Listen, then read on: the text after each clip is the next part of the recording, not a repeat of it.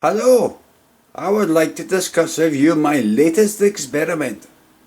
So I thought to myself, why does everything have to be so complicated? Then I realized, maybe by analysis of some signals, we could eventually improve the situation. By analyzing the period of a waveform, we could then understand the frequency. By producing the frequency, we could then interpret that into a MIDI note. MIDI is not guitar. It's not a soldering iron station. And it's not a tribe in Africa. It's used to generate sounds from an object like this, a MIDI module. So the principle behind the concept was to make music. And if we understood that the interval between the periods of the frequencies of the waveforms could introduce new music, therefore the music would make music. That was quite important in my discovery. So I decided to move to microcontrollers. And this is where the relationship between the 80 Mega 328P microprocessor chip became my first love. The principle behind the project is quite simple. We use a condenser mic and we amplify it through this op-amp circuit, and the output here then connects to, it goes all the way to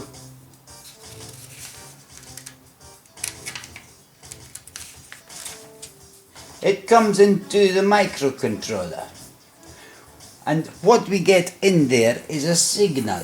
Now that signal could be that shape, it could be this shape, it could be that shape. Good shape. But regardless, either way, we can look at frequencies. We can see parts of the signal and determine the period. Now what it does is it determines the period. If we know the period, then 1 over the period is equal to the frequency. And what we do is we send that frequency by doing a lot of maths. Not a lot of maths, just basic maths, but we then send it out to MIDI. So then we send it out to the MIDI module, as we showed you earlier, and that music then comes back into the microphone. Where is it? Here.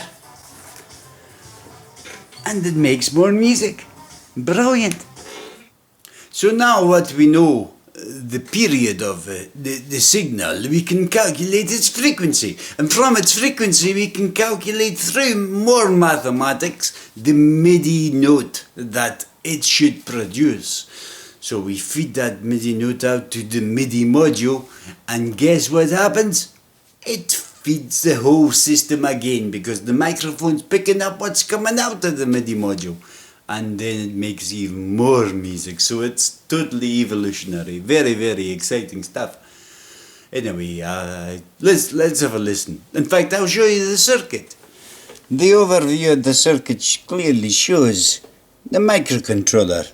There it is. It's Arduino Nano.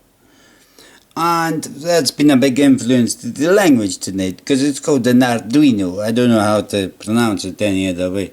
We've got a knob which basically controls the sensitivity, and the MIDI out socket. You can see the MIDI there, and that goes all the way down. It goes up and round, and then it goes to the MIDI module there, which is just a Bose Doctor 330 synthesizer. Got the op-amp circuit, which I was talking about, and it's a condenser mic. We've got the, well, I always name my projects very specially, and we've got, obviously quite important, there's a power supply capacitor, which is quite important. So that's the circuit. Now listen to the product of the efforts. So we've got a signal coming in, and it's analysed, MIDI's produced, comes back in, and whoa, it makes more MIDI, and whoa, it goes round and round and round. Very exciting stuff. It's important to realize that what this produces is beyond comprehension.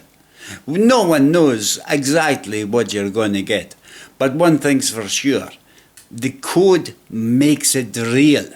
Now, it's amplified and multiplied and duplified and duplified, so it's like MIDI jazz.